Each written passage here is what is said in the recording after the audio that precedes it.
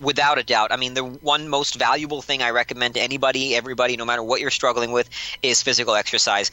Plenty of research has shown that, in fact, one neuroscientist calls exercise miracle grow for the brain because it improves your neuronal connections, it improves your ability to learn, it improves your brain's ability to change itself, it improves everything.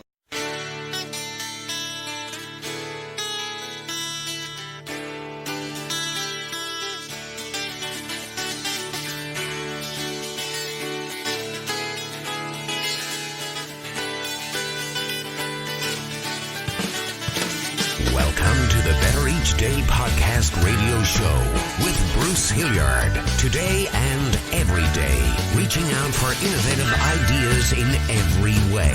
Today's show is brought to you by your future. It comes with a lifetime guarantee.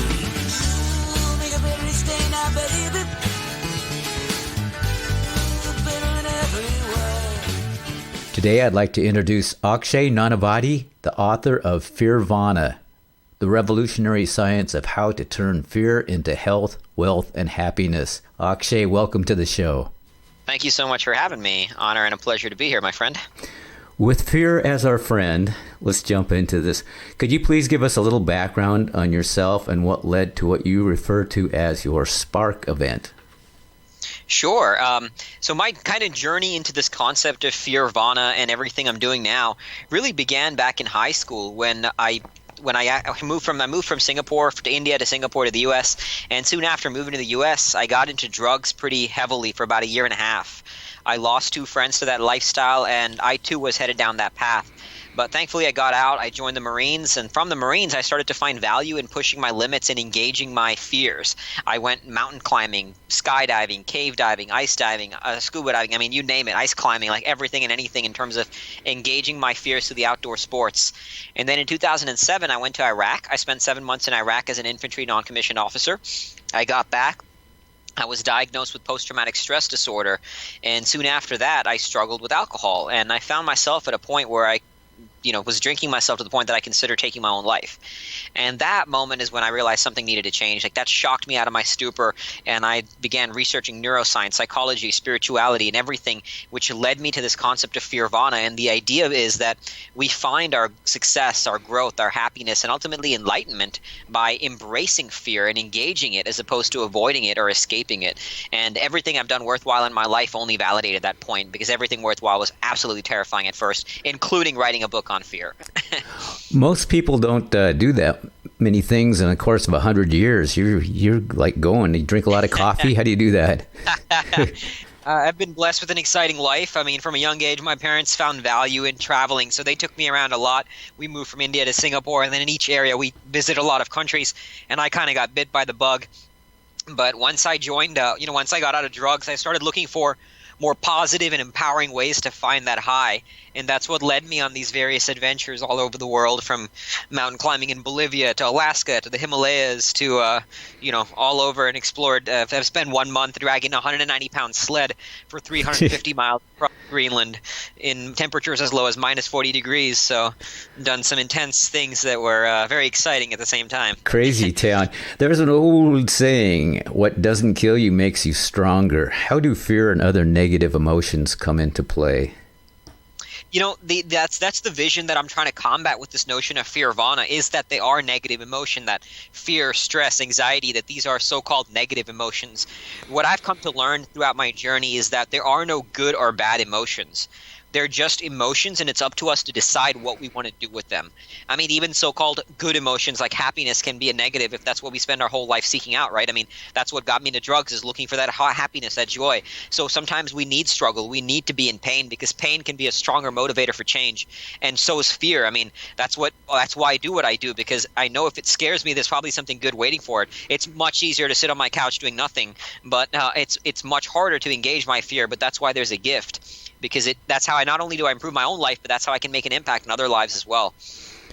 You speak of spark event, though. Yours was Black Hawk Down. Mm-hmm. Yeah, I've had multiple. That was the one that got me out of drugs and into the Marines. I still remember watching that movie. Have you seen that movie, Bruce? I have. It's a very powerful movie. So it's it's a war movie based on a true story. And in the movie, there's this scene where two soldiers, they volunteer to go down on the ground from the chopper, knowing that thousands of armed enemy personnel are heading their way. But they volunteer to go down anyway to protect one of the downed soldiers who was in a crashed chopper. And they died, but the soldier on the ground was he survived, and he's alive today as a result of their actions. And watching that just triggered something in me, that what kind of courage would it take to sacrifice everything for a fellow human being? And both of them received a Medal of Honor, which is the highest award for valor in the military. They received it posthumously, and that triggered something in me to stop living a selfish and a meaningless existence. And I started reading book after book on military and combat, and pretty much then decided to stop doing drugs and decided to join the Marines. And you yourself went through some traumatic experience as well. How did you deal with that? I went through some struggles. Even joining the Marines, I have a blood disorder that 2 doctors told me Marine Corps boot camp would kill me. But I fought my way into the Marines, came back, struggled with PTSD. My job in Iraq was actually to walk out in front of our vehicle convoys and look for improvised explosive devices before they could be used to blow up our vehicles. Jeez. So fairly dangerous job, as you can imagine. Yeah. But in all of this, what I came to learn is kind of that coming back to that concept that there are no bad or good emotions. When I came back from the war, I was a little jumpy because there's loud noises, right? Yeah. And that's kind of normal, but that was used to label me with PTSD. But what I learned in all my research is that's a very normal human response to war, and that the symptoms of post-traumatic stress are not indicative of a disorder. They're just normal human responses, because my subconscious brain learned to associate loud noises with death. So inevitably, I was a little bit more jumpy than, let's say, the average person. And it's the same thing with even survivor's guilt. To this day, I struggle with survivor's guilt over losing a friend in Iraq, losing a friend when he came back who killed himself. And, that guilt drove me to some very, very dark places until I learned to reframe and use my guilt. Today, I have a picture up on my friend of my friend up on my wall, and it says, "This should have been you. Earn this life." And I tell this story a lot because I think this is so valuable, to say that guilt can be our ally. Fear can be our ally. Stress can be our ally. And that's how I reframed my traumatic experiences, and realized that this is now my greatest gift, that I have a responsibility to not waste this existence that I've been gifted with, and to do something meaningful with it. So when you say reshape, reframe, you're referring to neuroplasticity. Could you talk about that a little bit? Sure. So neuroplasticity is essentially the science of it's the brain's ability to change itself. And enough research has been done at this point that, it's universally accepted that till the day we die, we can change our brain. And what that means is, by changing our brain, we can literally change ourselves, we can change our identity, we can change our habits, our actions, and ultimately our destiny, what we create in the world. And the way we do that is through conscious effort. So, for example, if I want to change a habit, I have to first apply conscious effort into something. Like, I'll give you an example of an amazing friend of mine he got into a car wreck. Doctors told him he'll never be able to read again, never be able to do anything, struggled with depression for years, until he came across Jack Canfield's book, The Success Principles. And doctor said there's no way he'd be able to read that book. But he taught himself how to read by focusing energy, looking at the word, focusing his mind and his conscious energy on it, and taught himself how to read till the point that eventually literally changed the physical structure of his brain. And obviously I don't have the science to prove it, but I can guarantee you that it did change the physical structure of his brain, because depression, when you have it, your brain looks different. Your brain looks different. Everything you do, it changes the physical structure of your brain. And we can keep changing that. So that is like the greatest gift we have, because we can constantly be someone new. We can create something new within ourselves to be whatever we want to be in the world. You speak of our memory being the memory of the previous time we remembered a memory. That's kind of a goofy sentence, but yeah. This is, again, it's a really valuable concept to understand, because when we think about remembering the past, we're not actually remembering the past. Like, if I ask you, let's say, what you did on your birthday last year, you're not actually remembering that event. What you're remembering is the last time you remembered that event. And then if I ask you, so let's say I ask you what you did on your birthday last year, you answer it, you think about it, then I ask you tomorrow what you did. You're not remembering that birthday. You're remembering, you're activating the memory of it today. Like, so what you did today, you're doing that tomorrow. And the value in knowing this is that our memories are malleable. Just like the science of neuroplasticity says we can change our brain, we can change our memories as well. And the way we do that is So let's say I have a bad memory in the past.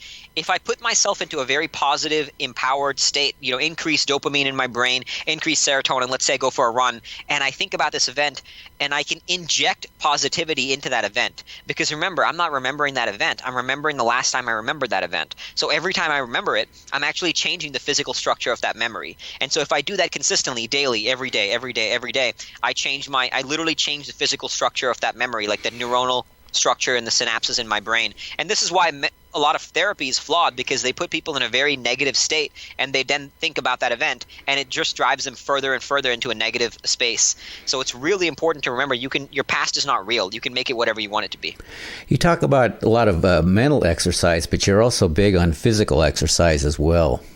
Without a doubt. I mean, the one most valuable thing I recommend to anybody, everybody, no matter what you're struggling with, is physical exercise.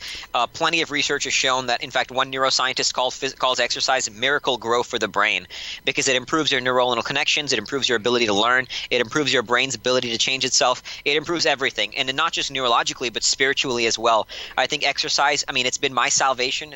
It's absolutely the one thing. I just got back from a run. You saw me before this. I was dressed in my running clothes, so I just got back a little while ago from my run. I'll work out again this evening, and it's how I found peace. It's how I found my salvation, and it's anybody I work with as a coach. I always say that we're only going to work together if you're willing to put in an exercise routine if you don't already have one, and if not, I don't work with them, because that to me is a must-have in order for your own personal, spiritual, and financial growth. And it's not just me.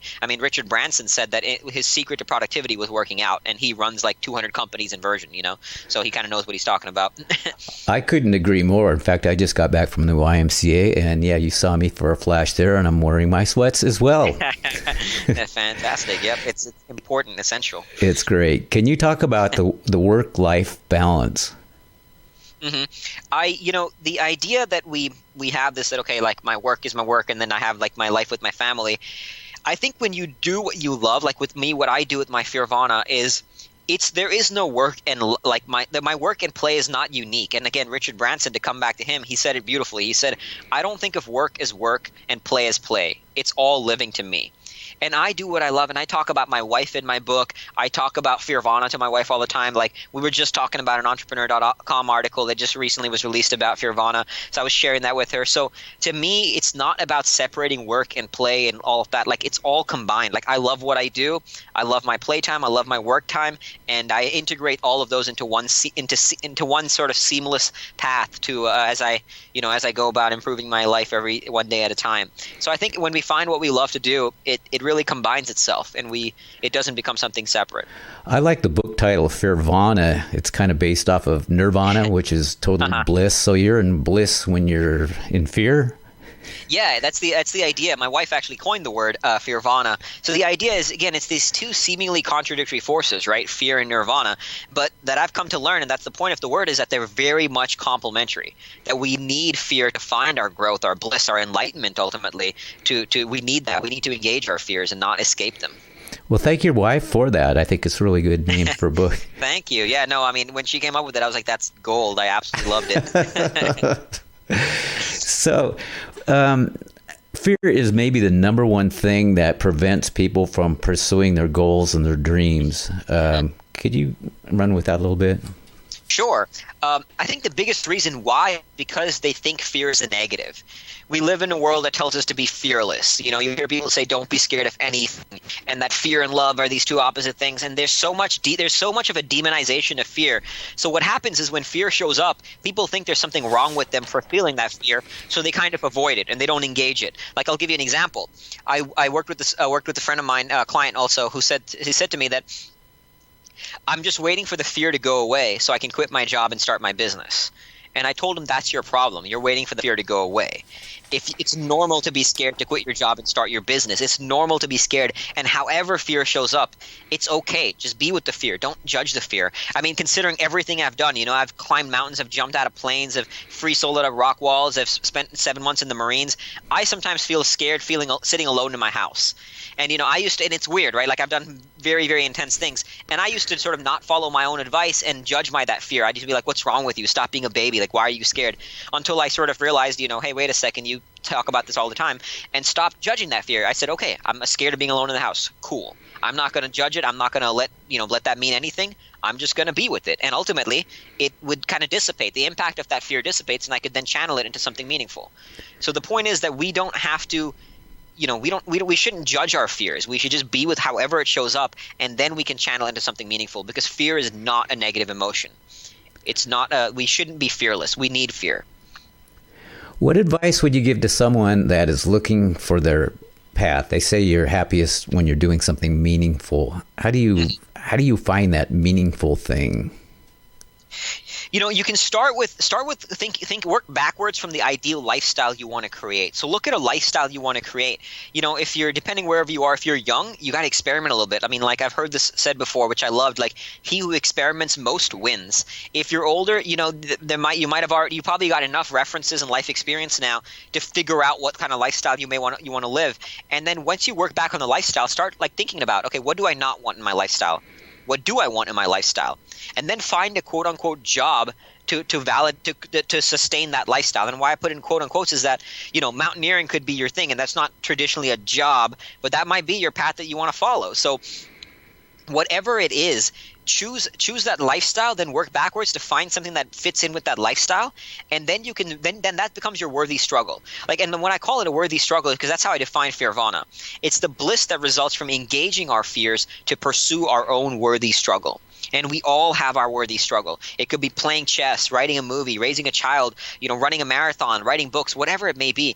But it is essential to find that worthy struggle, because if you don't find that worthy struggle, you're going to struggle anyway. And that struggle, the latter of the two, is far, far worse. So it's important to get out there, embark upon your worthy struggle, to figure out what that is for you. I mean, writing a book was incredibly hard. It's one of the hardest things I've ever done, but it was absolutely worth it, because I'm getting such amazing feedback from people. It's making an impact, and also been transformational for me professionally as well. So whatever your worthy struggle is, commit to it. Know that it's going to be hard. Know that it's going to be scary. It's going to be stressful, but that's a gift. Like, embrace that. That's how you lead to your own growth. So what is the most important thing to walk away with from this book then, do you think? The single most important concept from my book that I always share is that the most important skill you need to succeed at anything in life is to develop a positive relationship to suffering. And I know that sounds harsh, but this isn't just something I came up with either. In fact, in the largest study on happiness ever conducted, this professor, he wrote this amazing book called Flow, The Psychology of Optimal Experience. And he says, of all the virtues we can learn, no trait is more useful, more essential for survival, and more likely to improve the quality of our lives than the ability to transform adversity into an enjoyable challenge. And the way I like to put it is to develop a positive relationship to suffering. Because if you can suffer well, not only can you handle life when it punches you in the face, and we all know that it does that from time to time, but you can also overcome every obstacle standing between where you are now and where you want to be. And ultimately, you can rise through it, and that's what leads to happiness. Happiness is not this end result. It's not the $1 million. It's not the dream home. It's not the car. It's the process of getting there that matters, and who we become in that journey. I heard you mention Fearvana Academy. Mm-hmm. Could you tell us about that? Sure, yeah. So now with the launch of the book, we're really turning Fearvana into a global movement. We're going to be creating Fearvana into different verticals to help people to kind of combat this notion that I was saying that there's, negative emotions, combat this notion that we should be looking for the easiest way out, because we live in a world that always says that, we measure progress by the next thing that makes our life easier, and easier is not better, not at all. In fact, it only makes our life worse. Mm-hmm. So to combat these kind of notions, we're creating a Fearvana movement, and one step is Fearvana Academy. We're also going to be building out Fearvana Adventures, Fearvana Travels, Fearvana Journeys, Fearvana Festivals. And Fearvana Academy is going to be an educational institution for the younger generation to teach them these kind of life skills, to teach them what it takes to live a happy and meaningful life, stuff that they're not learning in school and they're often not learning at home either. So to give them the means to live a happier, more meaningful and fulfilled life. That is so cool. What is the best way to order your book? Fearvana.com. It's available on there right now. Also, it's on Amazon at Fearvana. You can Google it there, but Fearvana.com, and you can always reach out to me. I definitely intend to be one of those authors that's very accessible, and I respond to my own emails. So anybody can find me and reach out to me through Fearvana.com. I'll put the link on show notes. What books stand out to you? What books are you currently reading? Some of the books that really made an impact in my own research is I mentioned Jack Canfield's Success Principles. There's a great book called Buddha's Brain by Buddha's Brain, The Practical Neuroscience of Love, Happiness, and Wisdom, which I loved. One book I recently read, which was awesome, called Peak, Secrets from the New Science of Expertise. There's a great book called Spark, which is about the revolutionary new science of exercise in the brain. So I must have read like over 100 plus books in terms of my research for my own book. So I've read a lot, but those are a few that stand out. Okay, now what we're all waiting for, the musical question. What music do you like to listen to?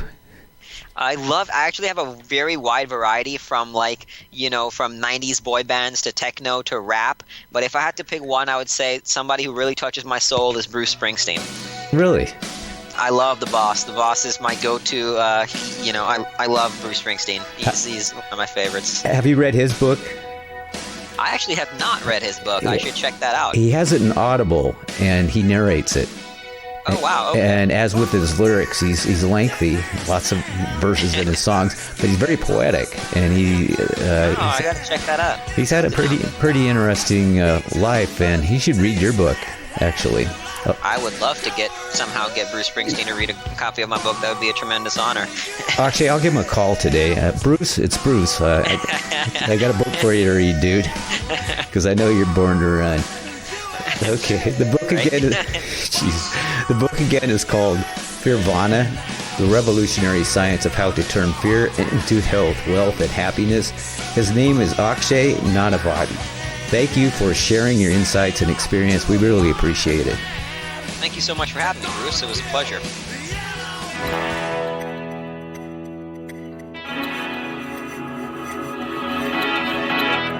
Support for Better Each Day comes from BruceHilliardHomes.com. For a better day in buying or selling a home, search BruceHilliardHomes.com or visit our website Better Each Day for more information. And while you're there, subscribe to the show. It's free. That's BruceHilliardHomes.com, Windermere Real Estate, and make it better each day.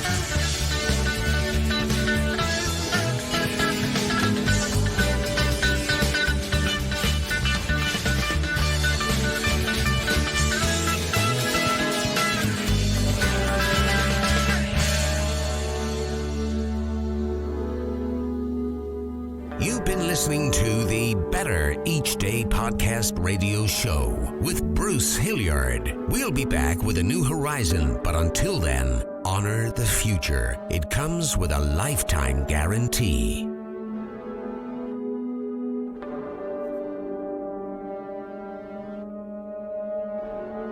And we're all just trying to make the next day a bit better.